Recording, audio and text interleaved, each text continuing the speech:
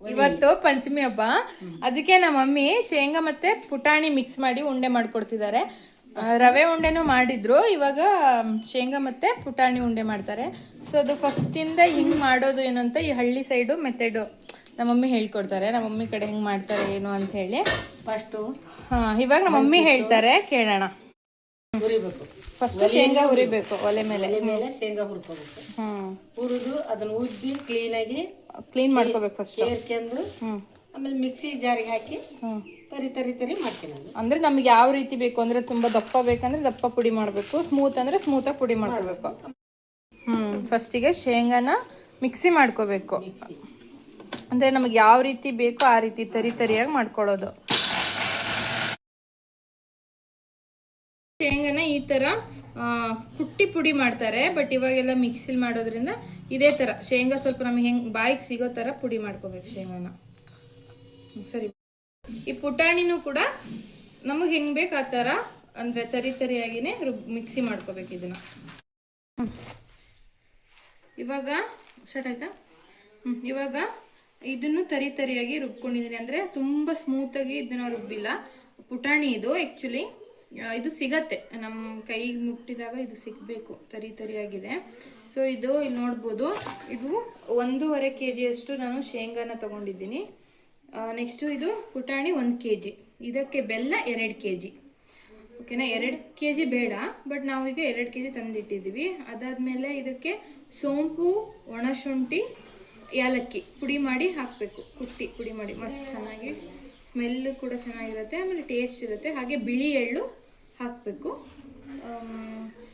ತುಂಬ ಡಿಫ್ರೆಂಟಾಗಿ ನಾನು ಮಾಡ್ತಾರೆ ಪಂಚಮಿ ಹಬ್ಬದಲ್ಲಿ. ಆದರೆ ನಮಗೆ ಈ ಉಂಡೆ ಅಷ್ಟೇ ಇಷ್ಟ ಆಗೋದು, ರವೆ ಉಂಡೆ ಮತ್ತು ಶೇಂಗಾ ಮತ್ತು ಪುಟಾಣಿ ಮಿಕ್ಸ್ ಮಾಡಿರೋ ಉಂಡೆ ಇಷ್ಟ ಆಗೋದು. ಸೊ ಹಾಗಾಗಿ ನಾವು ಅಂದರೆ ನಮ್ಮ ಮಮ್ಮಿ ಮನೇಲಿ ಪಂಚಮಿ ಹಬ್ಬ ಮಾಡಲ್ಲ, ಆ್ಯಕ್ಚುಲಿ ಮಾಡೋ ಹಾಗಿಲ್ಲ ಅಂತ ಮೊದಲಿಂದ ಮಾಡಲ್ಲ. ಬಟ್ ಇದು ನಮಗೋಸ್ಕರ, ನಮಗೆ ತಿನ್ನಕ್ಕೆ ಬೇಕು, ಮಕ್ಕಳಿಗೆಲ್ಲ ಬೇಕು ಅಂತೇಳಿ ನಾವು ಮಾಡಿಸ್ತಾ ಇರೋದು. ಇದೆಲ್ಲ ತುಂಬ ಚೆನ್ನಾಗಿ ಮಾಡ್ತಾರೆ ನಮ್ಮ ಮಮ್ಮಿ ಉಂಡೆ. ಆಮೇಲೆ ಉಂಡೆಗಳನ್ನ ಮಾಡೋದು ಅಷ್ಟು ಈಸಿ ಅಲ್ಲ, ಯಾಕಂದರೆ ಅದು ಬೆಲ್ಲದ ಹದ ಹಿಡಿಯೋಕ್ಕೆ ಯಾರಿಗೂ ಬರಲ್ಲ ಅಷ್ಟು ಈಸಿಯಾಗಿ. ಕಲ್ತವ್ರು ಮಾಡ್ತಾರೆ, ಬಟ್ ನಮ್ಮಮ್ಮ ಎಲ್ಲ ತುಂಬ ಹಳಬ್ರು ಆಗಿರೋದ್ರಿಂದ ಚೆನ್ನಾಗಿ ಮಾಡ್ತಾರೆ ಉಂಡೆಗಳನ್ನ.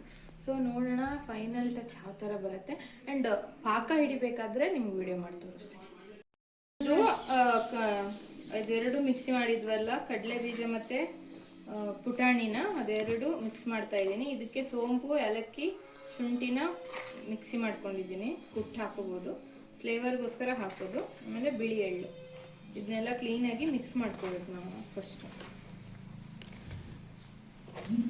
ಇದೆಲ್ಲ ಮಿಕ್ಸ್ ಮಾಡಿಕೊಟ್ರೆ ನಮ್ಮದಿನ ಒಮ್ಮೆ ಮಾಡ್ಕೊತೀವಿ. ಸಾಕು ಬಿಡ.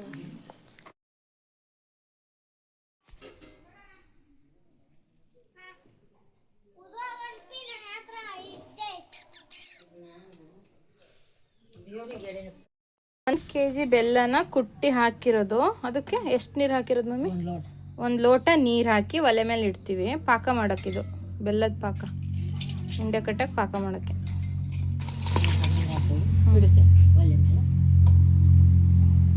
ಆ್ಯಕ್ಚುಲಿ ಏನಂದರೆ ಪಾಕ ಮಾಡಬೇಕಾದ್ರೆ, ಸೊ ಅದು ಹದ ಹಿಡಿಬೇಕಾದ್ರೆ ವಿಡಿಯೋ ಮಾಡ್ತೀನಂದೆ, ಬಟ್ ಕೈನ ಸುಟ್ಕೊಬಿಟ್ಟೆ ನಾನು. ಸೊ ಹಾಗಾಗಿ ಕೈಯೆಲ್ಲ ತುಂಬ ಉರಿ ಹತ್ತಿ ಗುಳ್ಳೆಗಳು ಬಂದುಬಿಡ್ತು.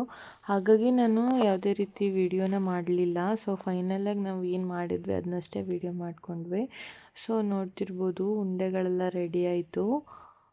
ಸೊ ಫೈನಲಾಗಿ ನಾವು ಮಾಡಿದ್ದು ರವೆ ಉಂಡೆ ಮತ್ತು ಶೇಂಗಾ ಉಂಡೆ, ಶೇಂಗಾ ಮತ್ತು ಕಡಲೆಬೇಳೆ ಪುಟಾಣಿ ಮಿಕ್ಸ್ ಮಾಡಿ ಮಾಡಿರೋ ಉಂಡೆ. Thank you.